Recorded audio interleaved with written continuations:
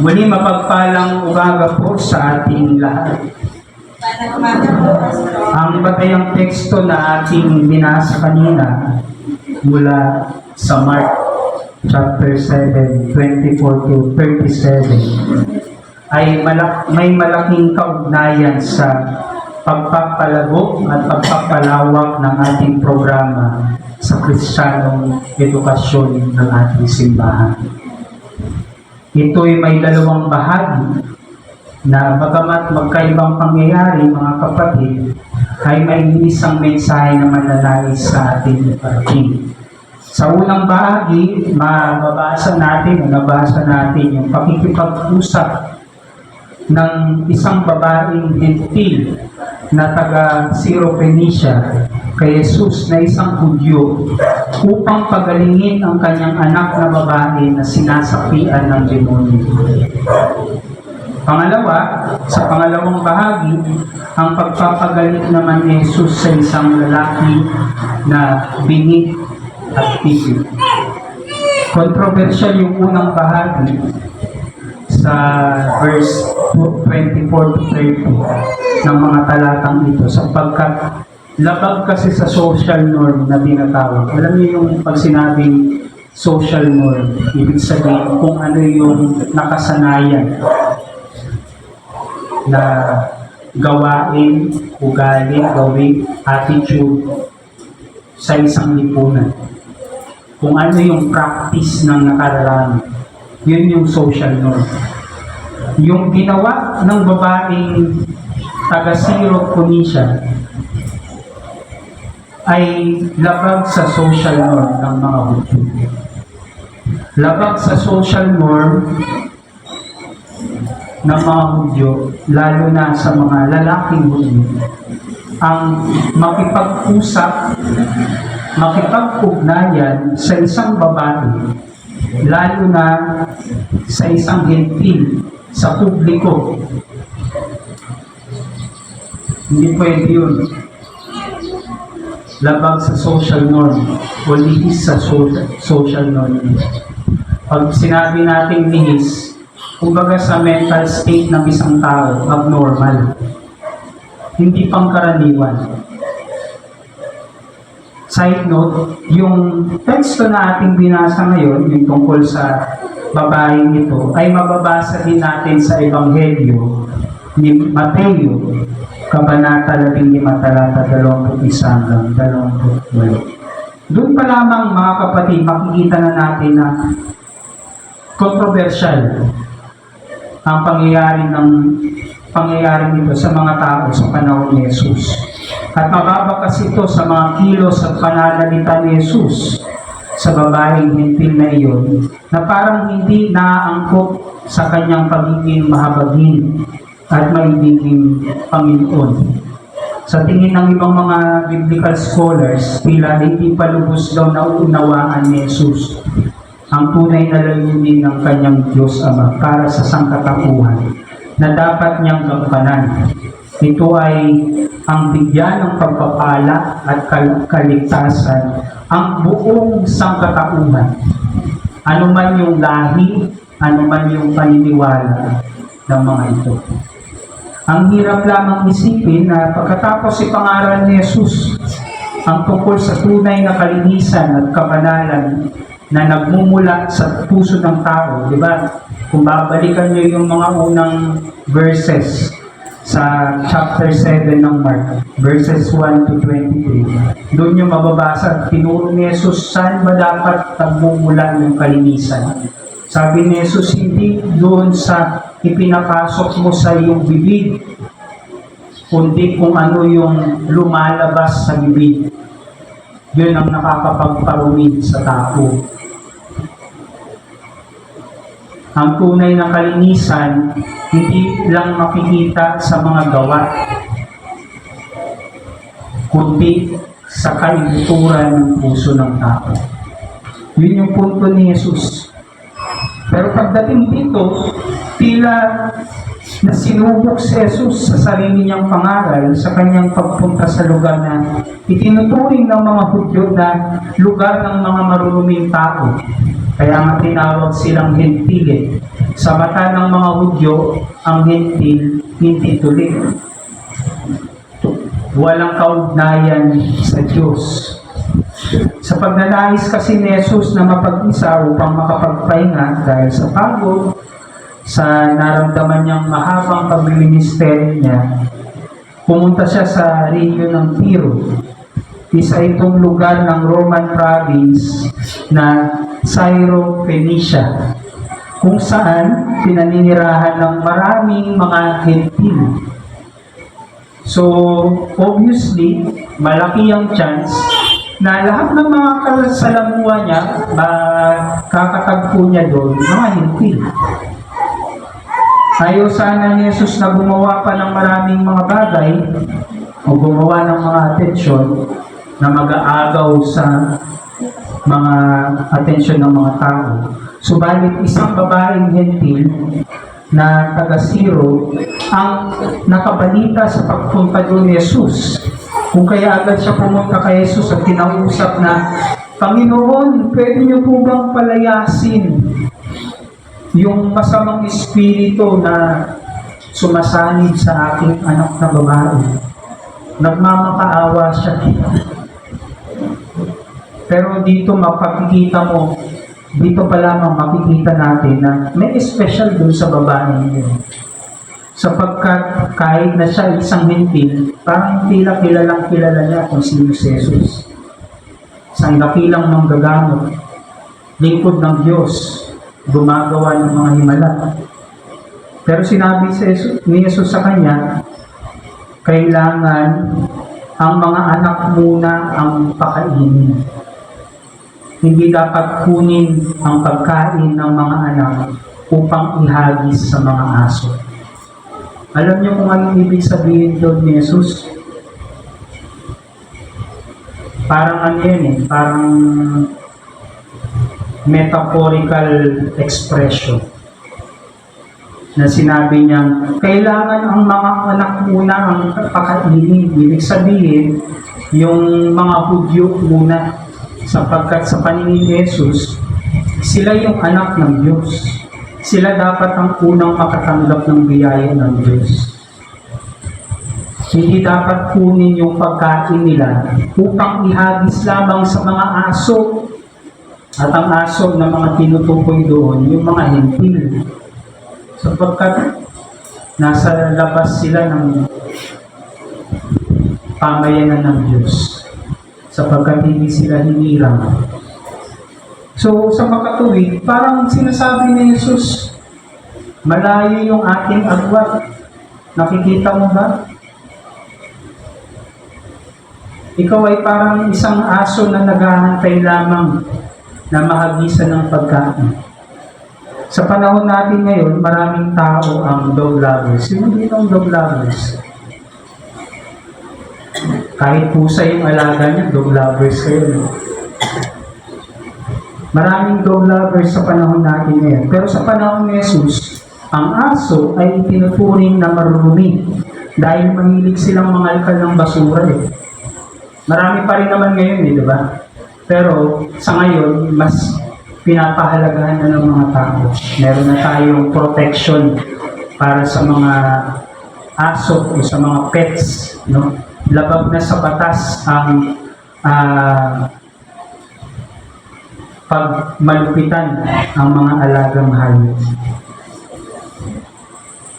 Kaya yung sinabi ni Jesus na parang tinuturing niyang aso ang babaeng iyon ay isang pag-insulto.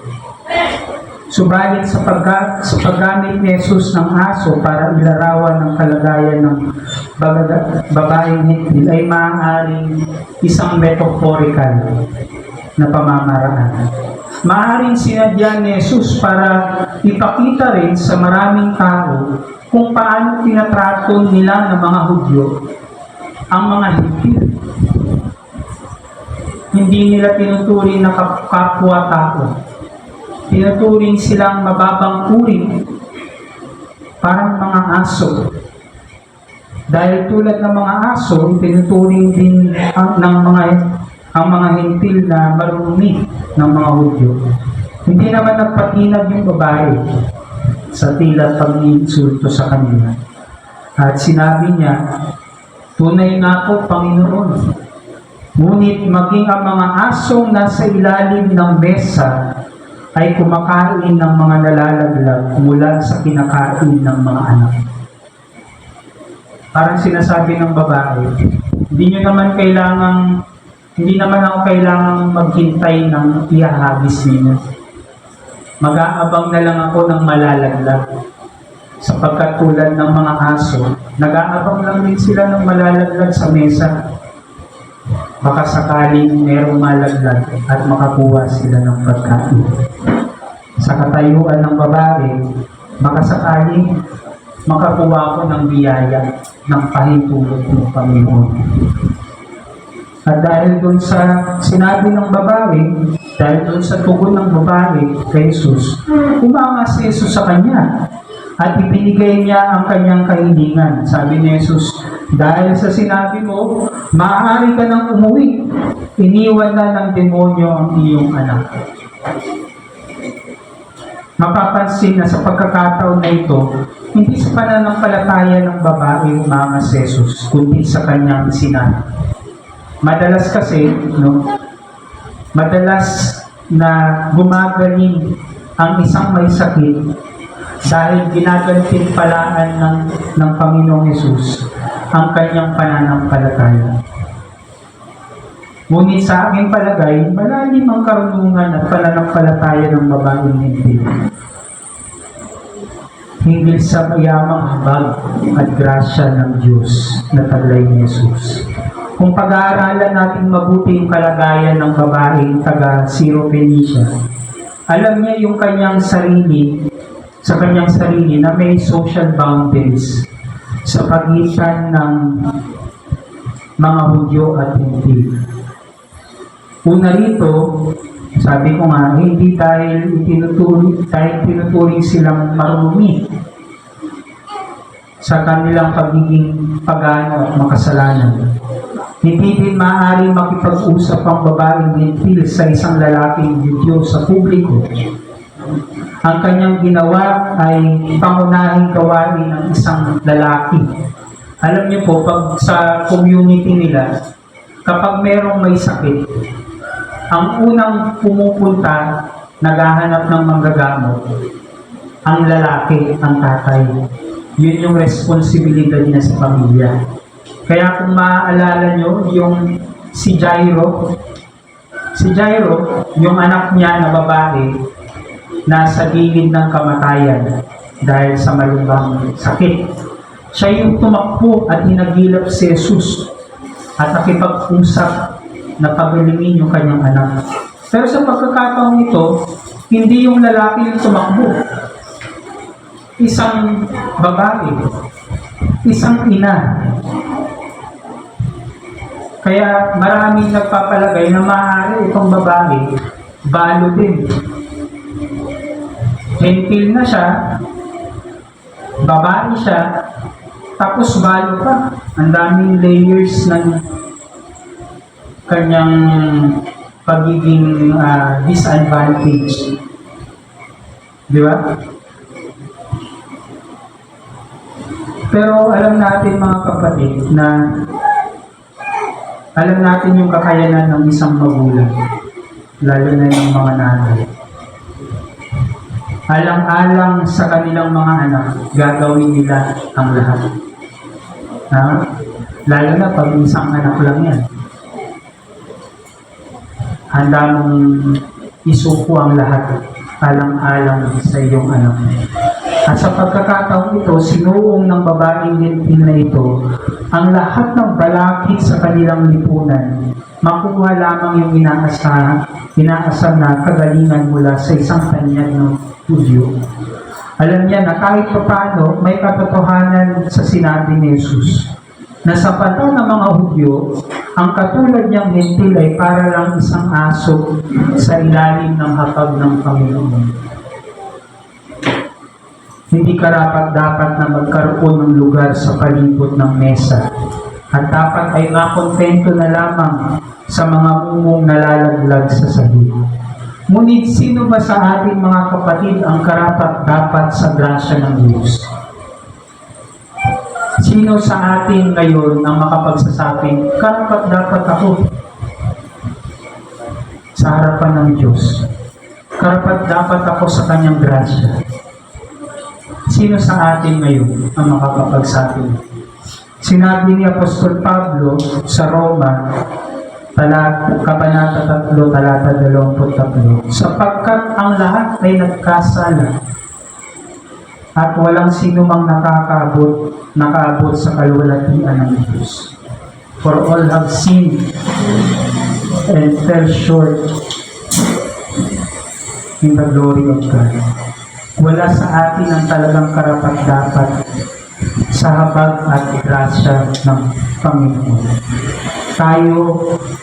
Tayong lahat, bawat isa sa atin, ay para lamang mga pulubi na namamalimos, parang mga aso sa ilalim ng hapag, nanlilimos o naghihintay ng malalaglag na pagkain sa mesa. Pero kaya nga grasya pag sinabi natin grace, hindi yun binigay dahil karapat-dapat ka. Binigay yun out of love. Dahil sa pag-ibig ng Diyos. Dahil sa walang kondisyon na pag-ibig ng Diyos. Kaya dapat pag pinag-usapan ng grasya, wala dapat na mga limitations. Wala dapat mga requirements paano mo makiklaim, paano mo makukuha. Sapagkat grasya yan, kusang ibinigay. At dapat laging bukas at laging handa. Sa kabilang banda, meron ding posibilidad na ang pangyayaring ito kay Jesus ay nagdulot sa kanya ng malaking pagbabago ng isipan. Sinasabi ng mga Bible scholars na maaaring yung pangyayaring iyon sa pagtatagpo nila ng isang babaeng Hentil ay nagbukas ng isipan kay Jesus upang maapektuhan yung kanyang ministeryo. Dahilan para siya ay maging bukas at mapagtanggap sa lahat ng tao. Hindi lamang sa mga Hudyo, kundi maging sa mga Hintil din. Hindi lamang para sa mga itinuturing na may linis, kundi kahit sa mga marumi din, lalo na mga taong napupuno ng kahihiyan at pagsisisi. Kaya nga minsan sinabi ni Jesus ang doktor hindi pumunta para sa mga walang sakit, kundi sa mga may sakit. Ako pumunta hindi para sa mga malilinis, hindi sa mga karapat-dapat, hindi sa mga matutuwid, kundi sa mga taong nangangailangan ng habag at kapatawaran.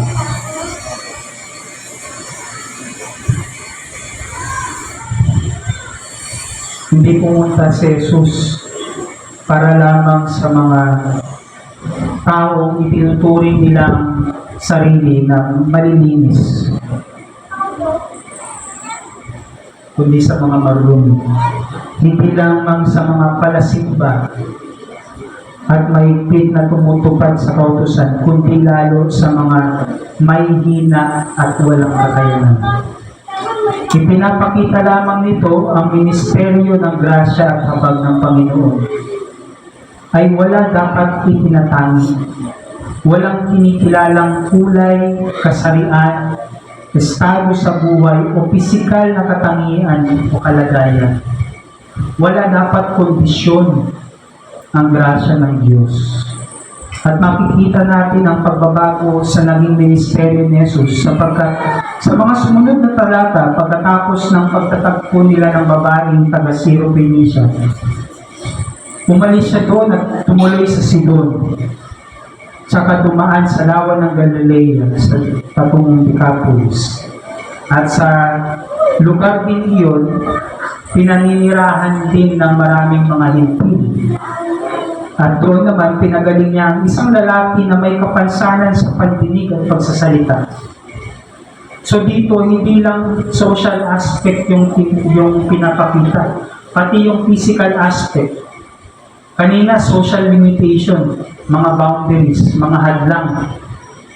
Ngayon, physical na hadlang, bulag at pipig.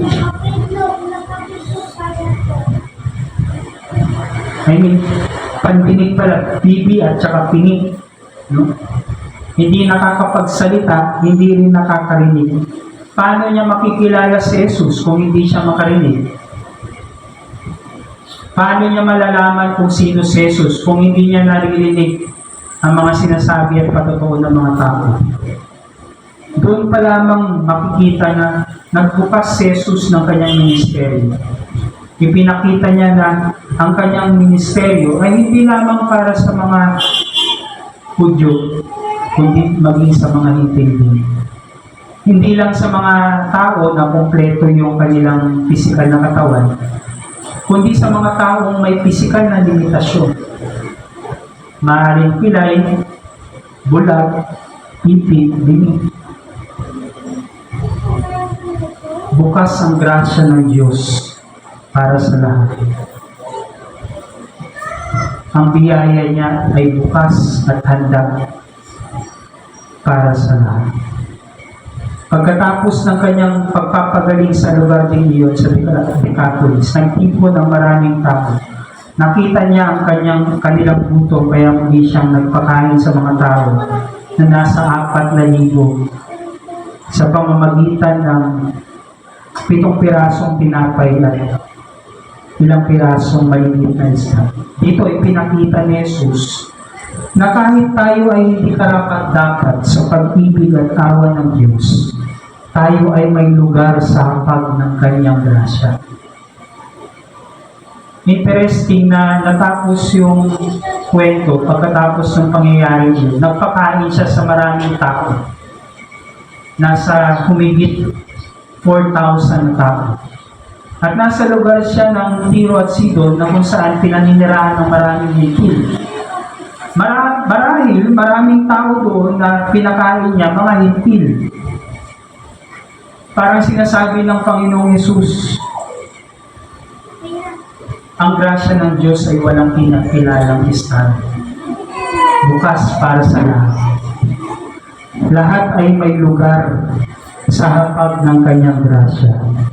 Hindi na tayo dapat magtiis lamang sa mga mumong nalalaglag sa sahig, tulad ng mga aso sa ating bahay.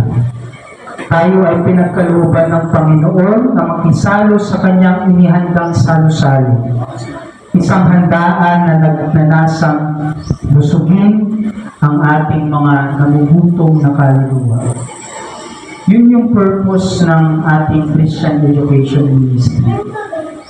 Na maipahayag ang mabuting balita ng Diyos, ang kanyang dakilang pag-ibig at pagliligtas sa lahat ng tao.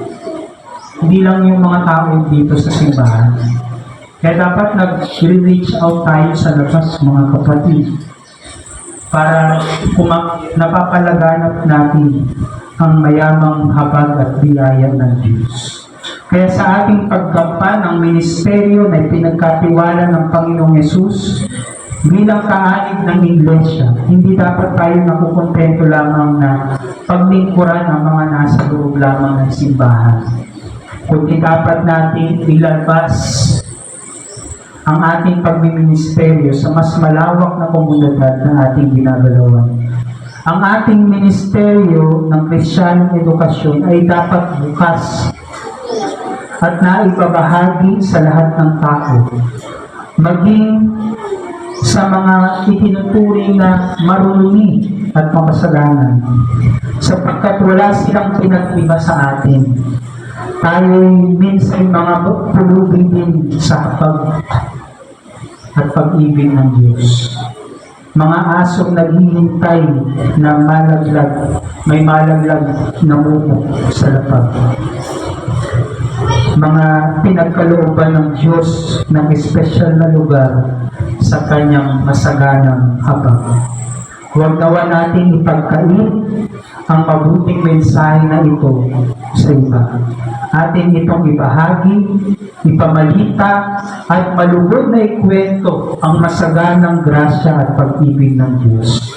Atin sabihin sa mga tao na may lugar sa kanilang naghihintay sa masaganang salo-salo na inihanda ng Panginoon. At hindi na tayo dapat maghintay ng nalalaglag na bungo sa ilalim ng kanyang mesa.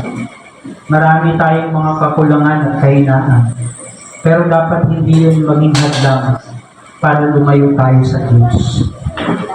Dapat mas maging paraan yun para makilala natin ang ating sarili na kailangan natin ng Diyos. Kailangan natin lumapit sa Diyos. Maranasan nawa ninyo ang masaganang pagpapalang ito, mga kapatid, sa pangalan ng Panginoong Yesus. Amen.